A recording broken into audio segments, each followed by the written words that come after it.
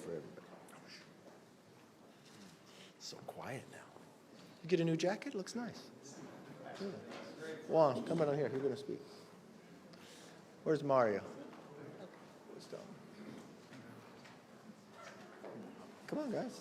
You come down here. Come down here. You guys kind of worked on the bill. You should be right there. Yeah. How many people notice you got a new jacket besides me? Just me, huh? I pay attention.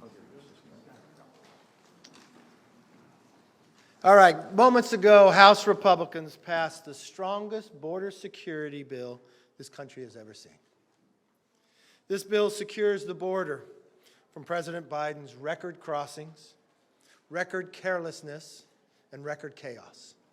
Securing the border is one of the top priorities, and it is the priorities of the leaders who are behind me. I do want to thank Mario Diaz-Balart, Tom McClintock, Jim Jordan, Mark Green, Mike McCall, Elise Stefanik, and Tom Emmer. I want to give a special thanks to Steve Scalise. Not only did he help pass this bill on the floor, but he has been working for 2 years to educate the members, leading Codels to the border and working with our task forces and our committees. And I want to thank every single member of this conference.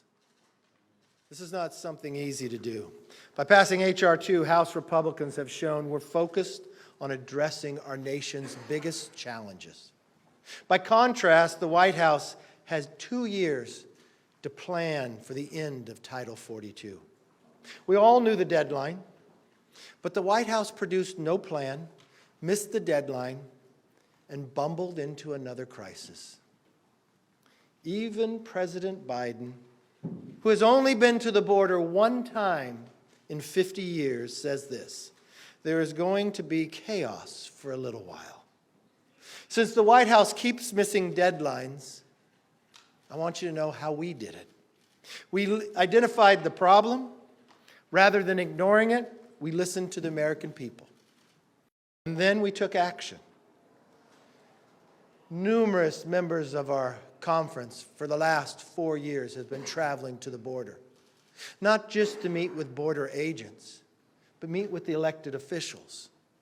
It didn't matter what party they were registered. To meet with local ranchers, landowners, businessmen and women. To meet with the people being affected day in and day out. To school board members, where their schools had to be closed because of the chases and the cars coming across. To the families that lost loved ones because of the fentanyl that's coming across. I remember down with Juan Ciscomani with the new mayor, telling a story of his own daughter, calling her, telling her that she can't go outside, another car chase was coming by. This car chase didn't end in the manner we all wish it would. It killed a woman he told us about. She was on her way to her retirement dinner, where she had retiring from work of all those years to spend the time with her grandchildren, to travel the country, ended because the border was not secure. We even had our committees, when we took the majority, not to stay in Washington to gather all your information, but to travel to the border itself. If you're going to write a bill about the border, you ought to learn firsthand. Homeland, Judiciary. We talked to Border Patrol agents, heard the frustration in their voices, and saw the exhaustion in their faces. But the House Democrats, who even belonged to the committee, refused to go. One of the ranking members, Nadler, made fun of us going to it, said it didn't mean anything.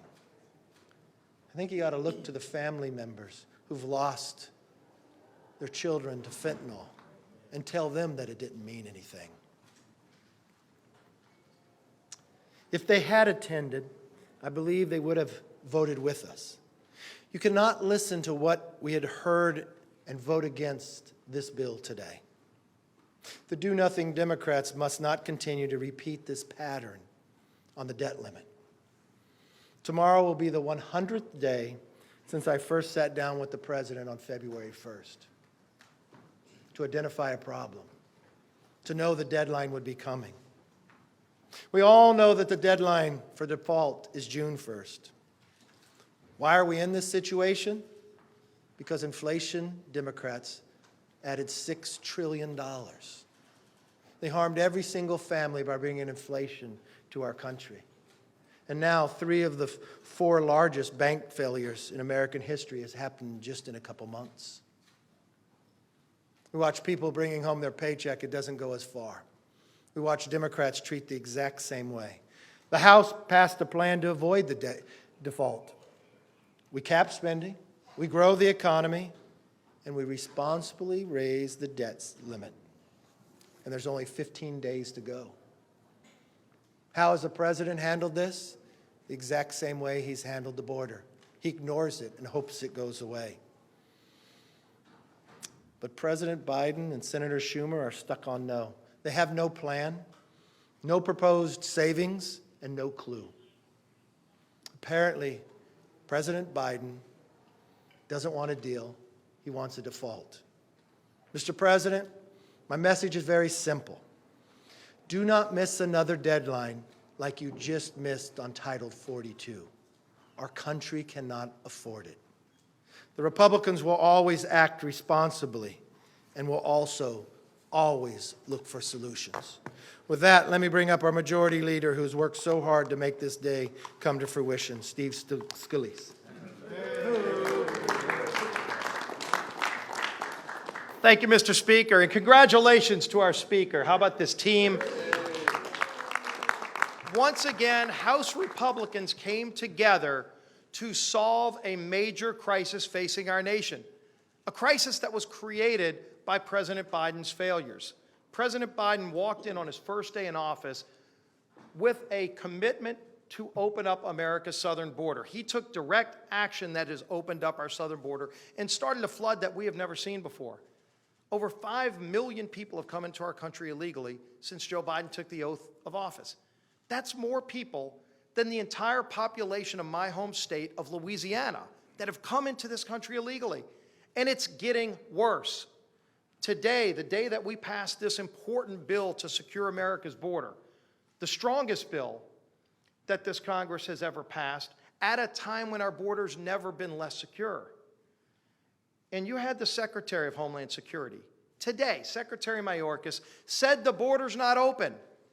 Well, Mr. Secretary, if 10,000 people coming across our border illegally is not open, I would hate to see what you think is an open border. This is a crisis that needs to be fixed. The House didn't sit around waiting on the Secretary or the President to do their job, even though they failed. We took action to protect every community in America that is now a border town.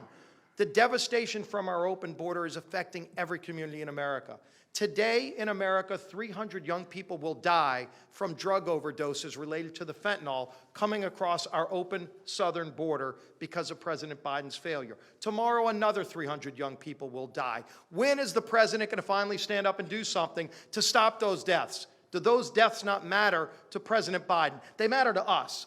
And we took action to do something about it. It's long past time the Senate do something to address this crisis. It's long past time for President Biden and Secretary Mayorkas to do something to address this crisis. If they're going to continue to fail the American people, we're not going to stop working for those families who are struggling under the weight of the devastation of these failed policies. And the man who helped us get the votes to pass this critically important bill for the American people is our whip, Mr. Tom Emmer.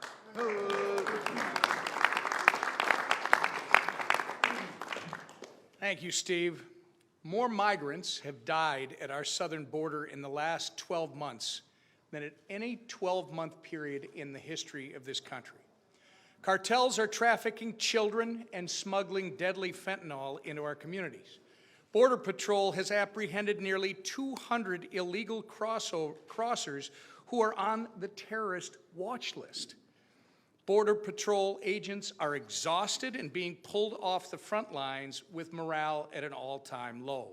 And all of this was happening before Title 42 was set to expire. In the last few days, we've gotten a glimpse at what our southern border will look like if Biden's open borders agenda continues. 10,000 crossings per day, as the majority leader just said, pure chaos in the speaker's comments, the president's words himself, pure chaos, all because Joe Biden and his administration has let the world know our borders are open. And make no mistake, it is intentional and it is not humane. But today, Kevin McCarthy and House Republicans have stepped up to provide another common sense solution where Joe Biden and the Democrats have failed. After 2 years of intentional disregard from the White House, House Republicans passed legislation that builds the border wall, strengthens asylum laws, ends Biden's mass parole programs, and humanely addresses the horrific child trafficking business at our southern border. This bill is simple. It disincentivizes illegal immigration and reinstates the policies that were working before Joe Biden got in the Oval Office and let his self-made border crisis get out of hand.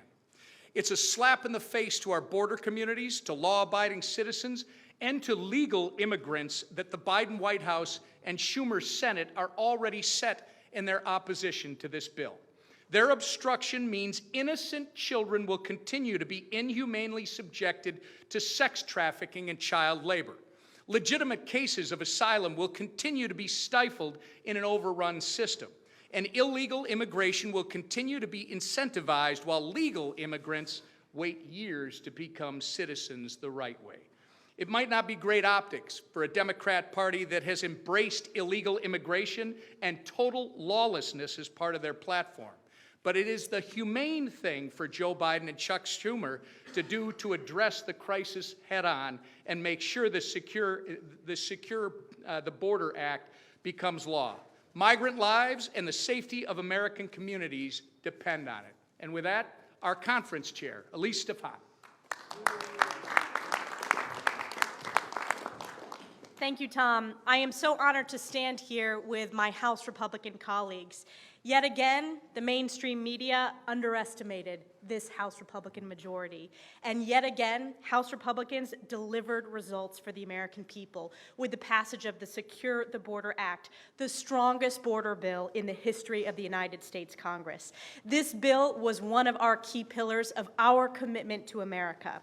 Since day one, when Joe Biden was sworn into office, Joe Biden's policies have caused this catastrophic border crisis. And it's not just a border crisis. It's a national security crisis, an economic crisis, a crime crisis, and a humanitarian crisis. And the American people know that Joe Biden's failed open border policies have turned every district into a border district and every state into a border state. In my home district in upstate New York in the North Country, we've seen an over 800% increase in illegal crossings in the Swanton sector on the northern border just in the last year. Border Patrol officers who I represent have been transferred over and over again to our southern border to deal with the unprecedented surge of illegal crossings. Fentanyl overdoses ravage communities across this country in each and every one of our districts. House Republicans Secure the Border Act will end the Biden border crisis by finishing the wall, advancing border technology, supporting our brave Border Patrol officers, ending catch and release, and fulfilling our commitment to America, a nation that is safe. And one of the leaders for years, for decades on this issue, I'm honored to introduce my colleague, Congressman Mario Diaz-Balart. Thank you, Madam Chairwoman. Thank you. Thank you so much. Let me start by quoting the President's actual SAP veto message on H.R. 2. He claims that the administration's approach to border strategy is, quote, safe, orderly, and humane. You know, one would really have to be delusional to believe that almost 300 Americans dying every single day due to fentanyl, mostly coming from the southern border, is safe. Frankly, one would have to be severely out of touch with reality to relinquish control of the southern border to those narco-terrorist cartels that are now the ones who determine who comes in to the southern border. And one would have to be really callous to say that the death of 900 migrants and nearly 90,000 children, minors, lost and trafficked is humane. That's not humane. That's insane. Since the Biden administration and, frankly, the Democrats, since they've totally abdicated their responsibility to uphold our national security and protect the American people. I am so proud that the House Republicans, once again, have stepped up. H.R. 2 secures the borders. It provides much-needed support to our brave heroes, the men and women, the officers of the CBP. It protects children, those exploited children that even the New York Times has stated are being exploited. It protects them from exploitation and human trafficking. It defunds the narco-terrorist, multi-billion-dollar cartels that are now the ones who decide who comes in through the southern border and who are running the southern border. It streamlines our broken asylum system that is hurting so many, including those who have legitimate claims for asylum. And I'm so proud, it reestablishes the rule of law. The rule of law. I am so proud of this Republican conference. En la carta oficial que el presidente sacó hoy, esta semana, en su oposición a esta ley, el presidente de la administración dice que la situación en la frontera está segura, organizada y humana. Eso lo puso por escrito la administración. O sea, francamente hay que estar severamente desconectado de la realidad para decir que los casi 300 norteamericanos, jóvenes, que mueren todos los días, eso es porque hay una frontera segura, organizada y humana. Que la muerte de los 900 inmigrantes, el número más grande de la historia de los Estados Unidos, que fallecieron el año pasado, en este año, y 90,000 niños que están siendo abusados y traficados, que eso es seguro, organizado y humano. Y cederle el control de la frontera sur a los narcocarteles, que son los que deciden ahora quién entra y quién sale y por qué precio. Que de alguna forma eso es seguro, organizado y humano. No. Esta ley sí es humana. Desafortunadamente el presidente y los demócratas rehúsan defender la seguridad nacional de los Estados Unidos y proteger al pueblo norteamericano. Y por eso estoy tan orgulloso que hoy los republicanos de la Cámara tomaron acción y acción seria y positiva. Esta ley fortalece la seguridad de nuestra frontera. Brinda apoyo necesario a nuestros agentes oficiales en la frontera. Protege a los niños, a las niñas, a las mujeres que están siendo abusadas en este proceso. Mejora nuestro sistema de asilo. Y muy importante, restablece el Estado de Derecho, que es la razón por la cual todo inmigrante que lleva generaciones o que está tratando de llegar ahora, viene a este país. Restablece el Estado de Derecho.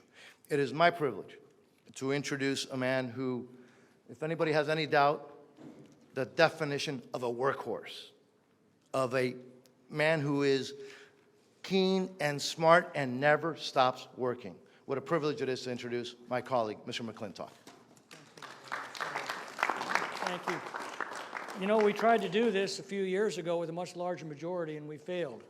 The difference this time was the Republican leadership, starting with Speaker Kevin McCarthy and, of course, Chairman Jim Jordan and the rest of the team that wouldn't take no for an answer, that kept everybody talking, kept everybody together, ultimately to reach a common conclusion to pass this historic legislation with a much slender majority.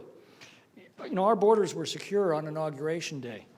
The Remain in Mexico policy had slowed illegal immigration to a trickle. The border wall was nearing completion.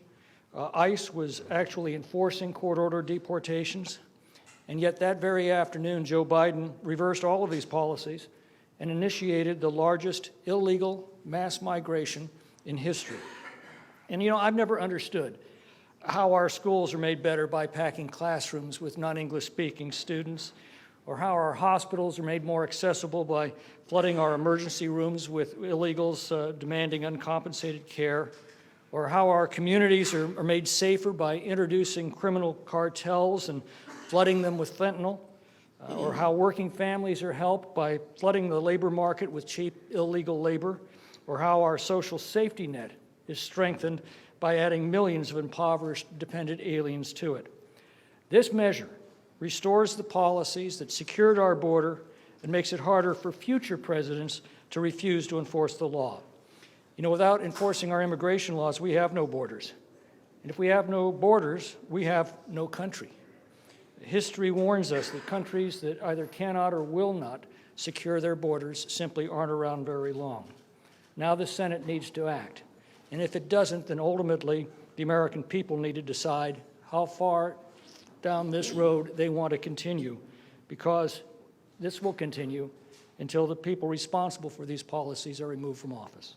And I thank all of you, and I'm very pleased to introduce Representative Juan Ciscomani of Arizona's 6th District, who did yeoman work in keeping the sides together and bringing us together. So thank you.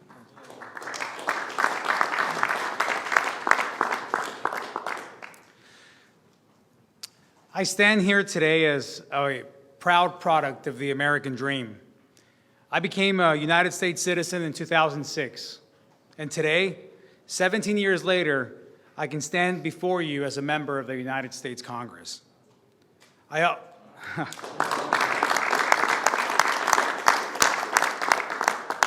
also stand here as a representative of southeastern Arizona. What's happening at the border is not part of the American dream my family pursued, and thousands of other families also continue to pursue today. We've seen babies abandoned in rivers, migrants dying in deserts, high-speed car chases through neighborhoods, and 85,000 children disappear after being released from HHS custody. We have a border crisis, a humanitarian crisis, and on the front lines are our border communities. Americans have been failed by the government designed to protect them. While our country suffers because of this administration's inaction, House Republicans have passed a solution. H.R. 2 gives our agents and officers the resources they desperately need, closes loopholes in an abused asylum system, and it protects innocent children from harm. This last part was very important to me from the get-go. I'm a dad of 6. My kids' ages range from 4 to 14. I can't help it but look at these kids and think of my own kids, and think of when my family brought me here as a young boy as well, and what I was thinking and what I was going through. This bill is a step away from the chaos we are seeing and a step closer to helping others achieve the American dream that I've been so blessed to live. Estoy aquí como un orgulloso producto del sueño americano. Me convertí en ciudadano americano en el 2006 y hoy, 17 años después, estoy aquí frente a ustedes como miembro del Congreso de Estados Unidos. También estoy aquí como representante del sureste de Arizona. Lo que está ocurriendo en la frontera no es parte del sueño americano. Para mi familia no es parte del sueño americano que mi familia vino a buscar y que otras miles de familias también están viniendo a buscar. Hemos visto bebés abandonados en ríos, emigrantes que mueren en el desierto y persecuciones de autos por vecindarios. Y 85,000 menores de edad han desaparecido después de haber sido liberados de la custodia del Departamento de Salud y Servicios Humanos de Estados Unidos. Tenemos una crisis en la frontera. Tenemos una crisis humanitaria. Y las líneas de fuego son nuestras comunidades de la frontera. El gobierno le ha fallado a los estadounidenses en vez de protegerlos. Mientras nuestro país sufre por la falta de acción de esta administración, los republicanos de la Cámara de Representantes hemos pasado una solución. La ley HR 2 brinda a nuestros agentes y oficiales los recursos necesarios que desesperadamente necesitan. También cierra los hoyos del sistema de asilo que han estropeado y protegen muy bien a los niños inocentes de cualquier edad. Este proyecto de ley es un paso fuera del caos que estamos viviendo y es un paso más cerca hacia ayudar a alcanzar a todos los demás el sueño americano que yo he tenido la oportunidad de vivir. Muchas gracias. Thank you. And now it's my honor to introduce one of the leaders that have made this possible, and that is Chairman Mike McCall. Sir? Thank you. I want to thank the Speaker for doing something that no other Speaker in the history of this Congress has done, and that's passing the strongest border security package. I want to thank you personally. Thank you, sir. Because he brings us together. And I want to thank leadership, the chairman involved. It's a real team effort to get here. You know, I've been dealing with this issue for quite some time. I was a federal prosecutor, U.S. attorney in Texas on the border, and it was bad. I was chairman of Homeland Security Committee, and we passed border bills, but I've never seen the border like it is today. It is absolutely out of control. Even the chief of the Border Patrol said we have lost operational control, and we lost it to the drug cartels. They are on our border, and nobody sees it more than my Texas brethren and women behind me who bear the brunt of this. My legislature appropriated $4.5 billion just this term to deal with a federal responsibility. And you know, the sad thing is it didn't have to happen. It was a self-inflicted wound. We are on the path to securing this border under the previous administration. But what did this Biden administration do? On day one, with a stroke of a pen, rescind the migrant protection protocols, remain in Mexico, which means you have to remain in Mexico pending your asylum. When they rescinded that, the cartels aren't stupid. They understood. Hey, it's open for business. Green lights on, come on in. And guess what they did? And they knew if they could get people in, that catch and release would apply. 5 million encounters, 5 million people in this country in the shadows, no legal status. What in the world are we going to do with 5 million people? And the saddest thing is that it's the children that die on the way. 35% get raped on the dangerous journey. These stash houses, Mayorkas is guilty of child abuse, in my opinion, by not vetting the sponsors of the parents, supposedly, or sponsors of these children, allowing 10 to 20, 30 kids to go to a stash house, then to become victims of sex trafficking, child slavery, forcing them into a criminal network and a criminal enterprise. The 100,000 deaths of young people to fentanyl's pouring, coming from China, going through Mexico, coming into the United States. My children have been to 5 funerals. Friends, dear friends, who took what they thought was Xanax or ADD medication, and they never woke up. This is real. That's more than what we lost in Vietnam over 2 decades. It's just unacceptable. But today, we're bringing solutions as Republicans. You know, the first bill I ever introduced in Congress 20 years ago was to end catch and release. I am so proud of this day because this Republican majority got it done. And we're going to end this policy. We're going to return to the policies that worked and stop this nightmare that's happening all across this country. So I want to now turn it over to a great leader, chairman of the Homeland Security Committee. Worked very, very hard together, had a markup till 3 o'clock in the morning. And thank you, sir. Thank you, Chairman McCall, for that introduction and your friendship and mentorship. A lot of people in this room made the prediction that when we elected our speaker, this group of Republicans would have a hard time coming together. That the conflict that happened in that episode would divide us so much that we'd get nothing done. Well, 87,000 IRS agents, gone. An energy bill that will turn back on American energy, done. A debt ceiling, responsibly increased. And now, and many, many other things, and now, the most conservative, strongest border security bill in the history of the Congress. Yeah, sometimes conflict can divide, but in this case, it made us one team. And the work that has happened to make this bill a reality today on the floor, there are tons of people to thank.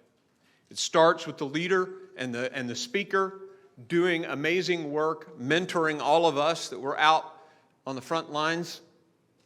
It goes to my committee, the men and women in that committee who busted their butts to work together to get it done, and our staffs. I have to thank the staff of the committee for doing an amazing job. And the leader and the speaker's staff too. But most of all, I want to thank the men and women of the Customs and Border Protection, the blue and the green, who are out there serving this great nation, sacrificing themselves under horrible conditions brought on them by the decisions of this president and secretary. And make no mistake about it, every American is at risk. You got children? How about that little baby in a VRBO in Florida, crawling around on the floor, that died by encountering fentanyl left by the previous renter? If you have children and you're going to a hotel, think about that. And thank Joe Biden and Alejandro Mayorkas. Every American is at risk with this open border, and we have had it. The American people have had it, and we have responded with a great bill. And I ask the senators, as the wave of people come across the southern border and cities are declaring states of emergency, to think about it. You say you're going to not support this bill? Think about it. Americans are suffering. Americans are dying. Do something. Vote to send this bill to the President of the United States. And let's have that president, who has ignored this speaker on the debt ceiling, ignored the border, ignored the economy, ignored the veterans who sacrificed so much in Afghanistan and walked away. Let's get him to the table and do something for this country for once. Pass this bill, secure our border, and save this great country. I will be followed by one of the greats, my mentor, Jim Jordan.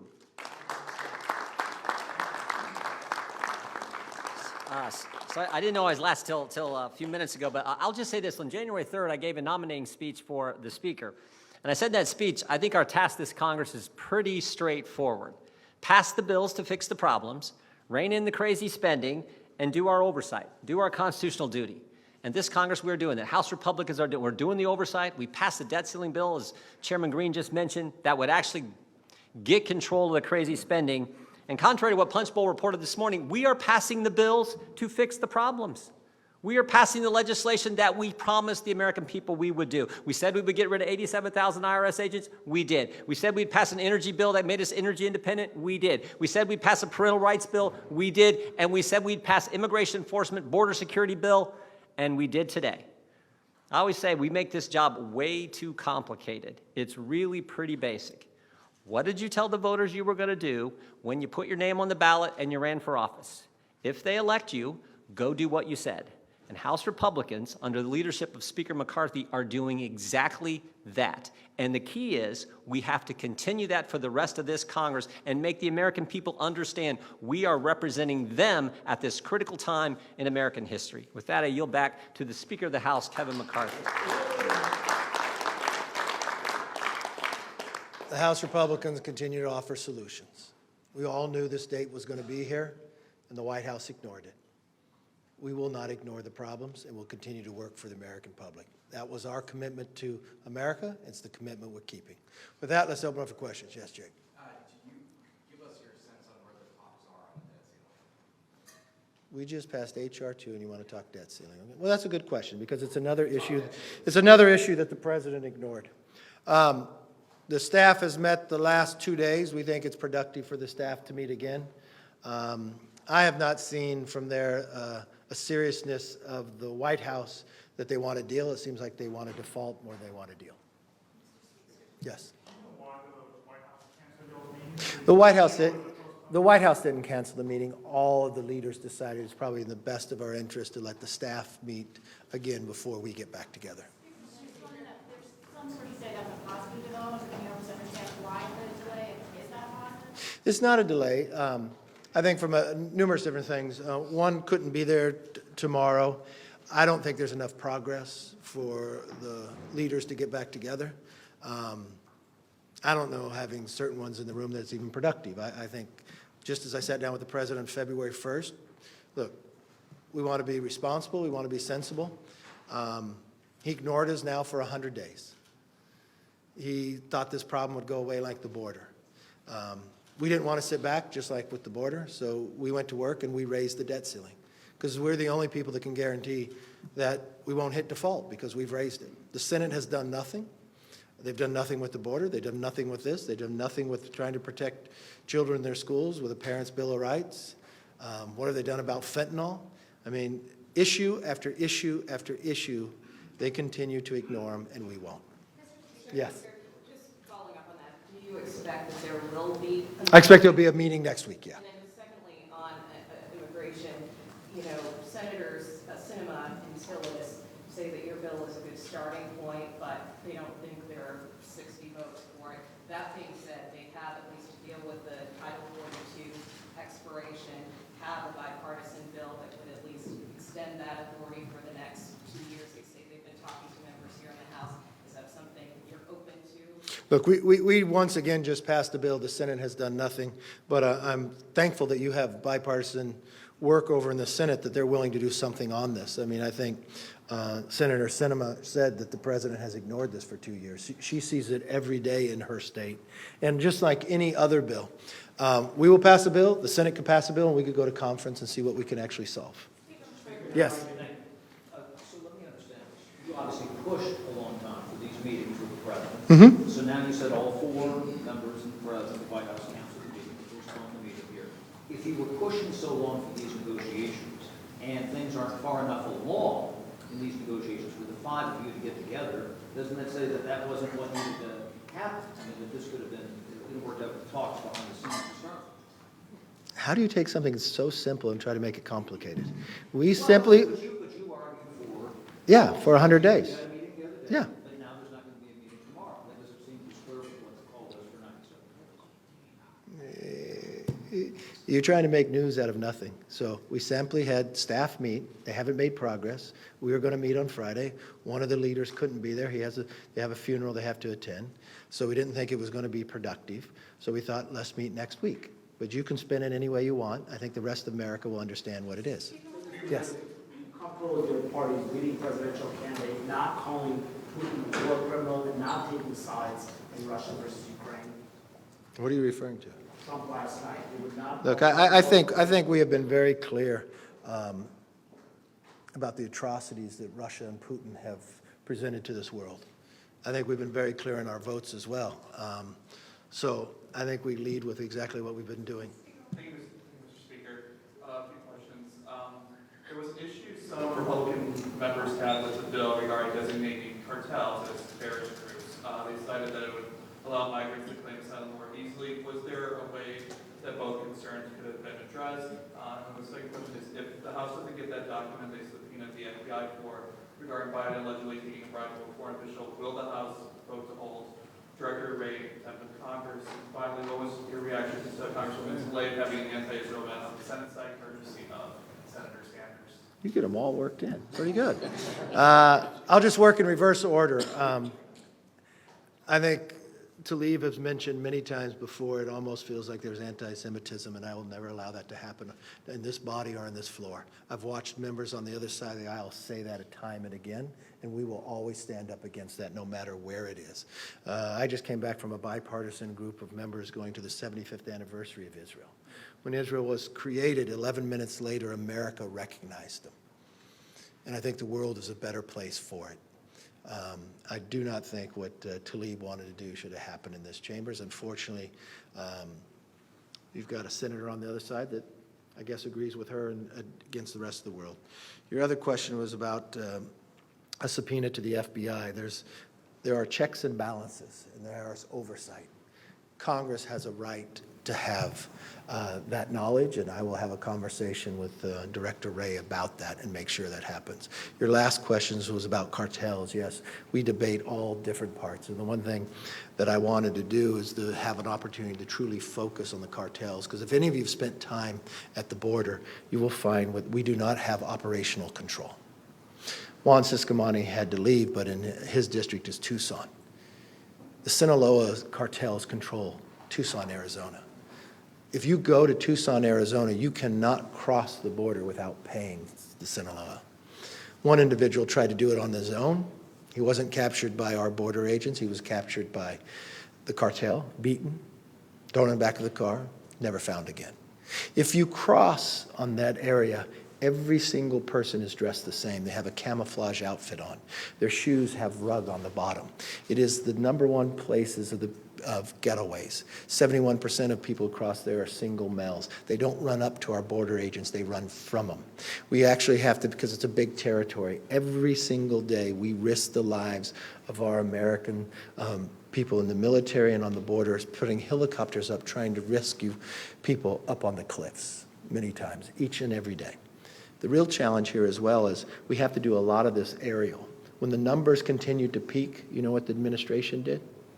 They cut the number of balloons that we had, that we could count the number of people that were coming over illegally.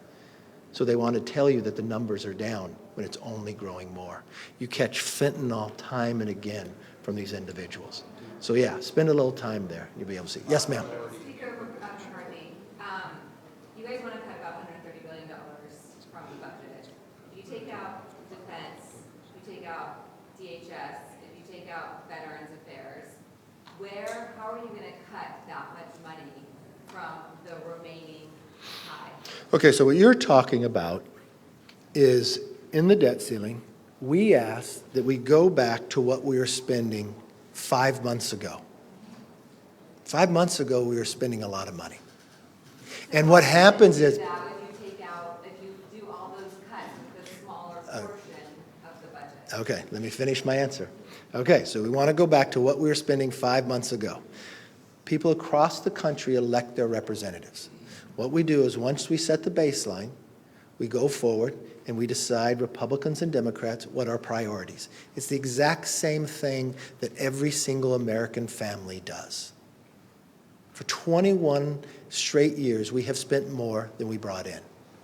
The Democrats added $6 trillion that brought us inflation, that made us more dependent on China. This won't balance the budget by any means. This won't harm people in any areas. What we'll do is find where the waste is at. You're talking $131 billion, but you know what I hear on the other side? That they have no place that they can cut. The first place, you know where I would go?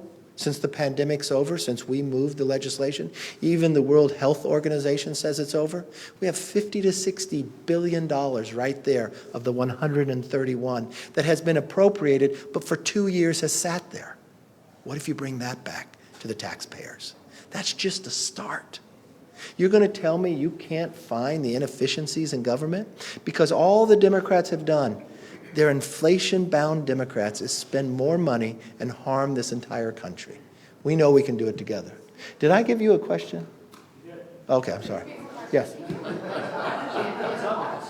level meetings productive right now? Like, have they been productive and that's why you're giving them more time? Or have they not been productive and that's why? Look, we have a short time period. If this were staff meetings happening on February 1st, I'd call them productive. When you're sitting here with a few 15 days to go, it really seems to me that the president finally felt the pressure for 100 days of not having a meeting with me. For even though that he sat and met with us on February 1st and told not just myself but all of you in his tweet that we were going to meet again and talk about this, that he told us the next day at the prayer breakfast when he sat next to me and grabbed my forearms, we're going to meet. When he walked up before all the members of Congress at the prayer breakfast and says, we're going to get this solved and meet together. Then change his mind and keep changing every day what somebody had to do until we would pass the bill. I don't think they're that productive. What I truly believe here, looking at the actions of this president, he doesn't want a deal. He wants a default.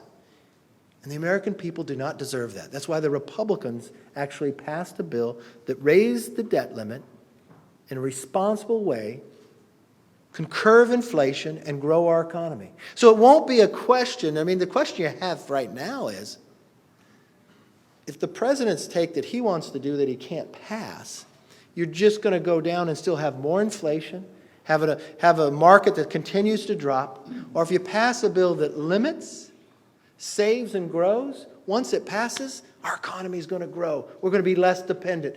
Individuals are going to have more money that they can keep. The energy prices are going to come down. We're going to cut the red tape so we could build things in America again. That's the question that you have. Thank you all. Have a good weekend.